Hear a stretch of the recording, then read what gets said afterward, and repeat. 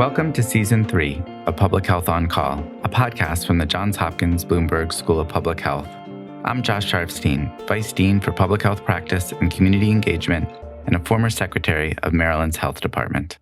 Our goal is to bring scientific evidence and experience to the public health news of the day through informative interviews with scientists, community leaders, policy experts, public health officials, clinicians, and more. If you have ideas or questions for us to cover, please email us at publichealthquestion@jhu.edu. That's publichealthquestion@jhu.edu for future podcast episodes. Hi, I'm Lindsay Smith-Rogers, producer of Public Health on Call. Today, Stephanie Desmond talks to Dr. Doug Griffin, Vice President and Medical Officer of Sanford Health in Fargo, North Dakota, a state that last fall had the highest COVID-19 rate per capita in the world. They discuss how the hospital survived that surge and how things feel today. Let's listen. Dr. Doug Griffin, thanks so much for joining me. Hey, you're welcome. Thank you for the time. So I wanted to talk to you about the COVID pandemic and how it has sort of ebbed and flowed in your hospital since in the past year. First, I'd like to start with, North Dakota, as we know, was hit very hard during the peak of COVID. In November, I understand that North Dakota had the highest COVID rate per capita in the world. So what did that mean for your hospital? What did things look like? How did your staff feel? Describe that for me, please. Yeah, it was, I would say, in reflecting back, we were very close to being overwhelmed, but we were managing it. We basically pulled out all the stops, brought in a ton of extra staff at a big cost, repurposed a lot of other staff to help and assist. We were getting requests for admissions from as far away as Montana, down in the Twin Cities of Minneapolis and St. Paul, requesting to send patients here. Of course, South Dakota and Northwest Minnesota, the regions that we serve. So it was very hectic, very chaotic, and we were running at 150% 24/7 there. So, what was the impact on your staff? It was stressful to the staff. I think a lot of times when you're within a very stressful situation, the body and people have the resilience to kind of keep going. I think it's once you get beyond kind of the crest and you're able to take a breather that I think, people really started reflecting more on how difficult it was for them. But we realized that we were asking staff to work a lot. Many worked extra, did not hear complaints about doing extra work and doing that. I think people had great pride for that. But it was stressful, and I think people paid a toll.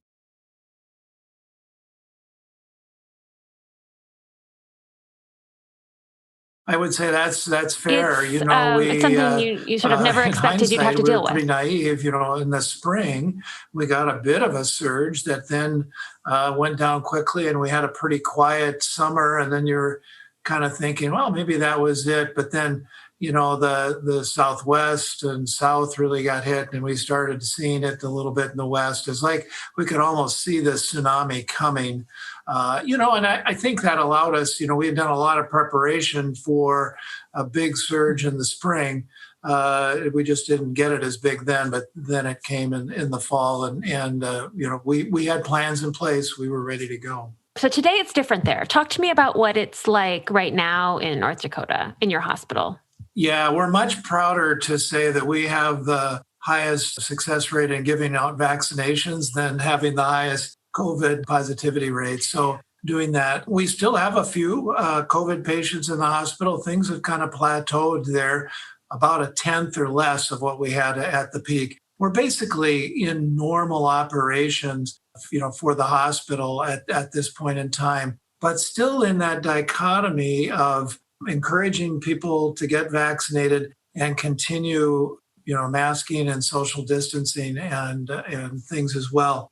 As every day passes, I get a little bit more comfortable that we won't have a huge another surge, maybe not as big. Could a smaller surge happen? I think that's a possibility. We're kind of feeling like we're a bit of in a race with getting shots in arms and before for example, a specific variant really takes hold. So, how was North Dakota able to turn the tide? I would like, well, I think we did at some point in time after I think seeing really how impactful it was in the state, masking became mandated more widely embraced. So I think that certainly helped quite a bit. So I think many people got scared. They knew somebody that had been severely ill and perhaps had died. And I think that made a number of people, not everybody, but a number of people kind of, hey, can be really serious. And I think the fact that they saw hospitals, and we were constantly in the news, national news, beds being, very short and tight and critical. So I think that really got people's attention. You mentioned mask mandates, and I was going to ask about that. I understand that in North Dakota, the mask mandates have ended, and that there's even been an effort in the legislature to ban mask mandates. I sure hope that gets defeated. Yeah.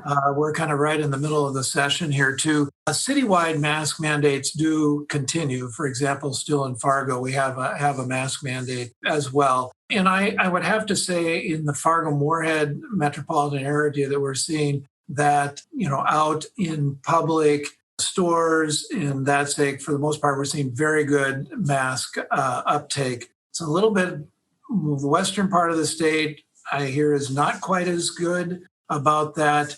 And I personally really haven't ventured into restaurants or bars to see. I think the servers are doing a very good time, but I'm still a little nervous about gathering in those sorts of spaces. So, and I think a lot of people are. Yeah. Are those places open?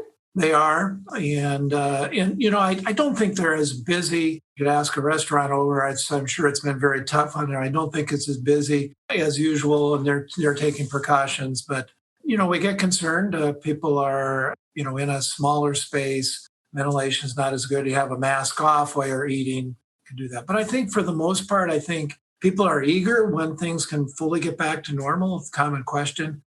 We don't know, but I think our stance, mine personally and ours as a system, is we need to keep on with all the guidance from the CDC, get the vaccines, and it's not until we get a much better level on this that we can relax.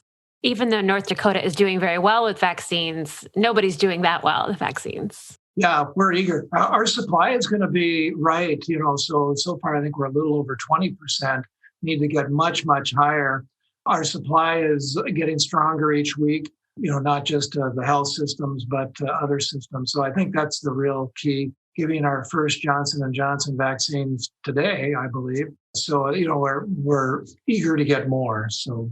And is that sort of a shift for you? Is that something you're doing at the hospital, is giving out vaccine? Yeah, so we've actually made our vaccines, because it's, we give 1,000, or up to 1,000. And we're just one partner doing that. So we created a citywide vaccination center off the hospital campus. So that way we can have a big parking lot. People, it's an old store, can get in and out.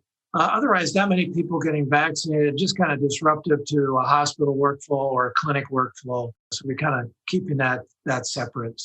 So things are much quieter on the COVID front inside the hospital than they were. Is it okay to breathe a sigh of relief, or are you still sort of on tenterhooks here? Yeah, I think a little bit, like I said, I think still a little bit feel like we're a little bit on hot coals and tippy toes here. But as every day and week, goes by, I think we're getting a little bit more comfortable with that. But, we've not gotten, we were down to as low as 4 inpatients. And I thought, oh boy, we might get our last. And then yesterday we were at 13. So, again, far below what we had maxed out at. But, we'd like to see 0 at some point in time. Yeah. Do you see that in the future? Well, we're the largest. I think COVID admissions will probably continue and straggle in off and on for a long time. So will we have some times where we have no COVID patients in? Absolutely. I think that'll happen. But I don't think it'll go away, for good, where, yep, this is our last one and we're not going to see another. So reflecting back, you must be proud of how your staff handled this, and also just sort of surprised that it ever happened the way that it did. Yeah, well, extremely proud of our staff. And, we have a lot of conversation personally thanking them. What can we do to continually wanting to make sure that we are appreciative of their work throughout this year. We will begin tomorrow, will be 1 year to the day when we opened our incident command for this, which basically continued for many months and kind of actually continues on a virtual basis to this day. And so we're going to recognize that. So we have a variety of things to do, not a celebration, but a recognition of great work done here too. But I don't think any of us, if you had, a year ago, even though we saw that it was potentially coming, knew that it was coming, could have said exactly how it would have looked and what it was going to look like. So we were surprised, continued to surprise the hurdles, the obstacles, things that we had to achieve, getting enough supplies, testing, logistics, staff, all sorts of things. What do you think is the biggest surprise that you encountered?